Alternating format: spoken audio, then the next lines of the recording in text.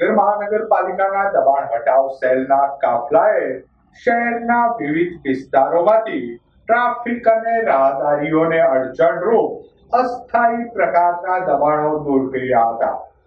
ભાવનગર મહાનગરપાલિકાના દબાણ હટાવ સેલના કાફલાએ અસ્થાયી પ્રકારના દબાણો દૂર કરી માલ સામાન જપ્ત કર્યો હતો. આ ઉપરાંત શહેરના અન્ય વિસ્તારોમાં પણ દબાણ હટાવવાની કામગીરી હાથ ધરાઈ હતી.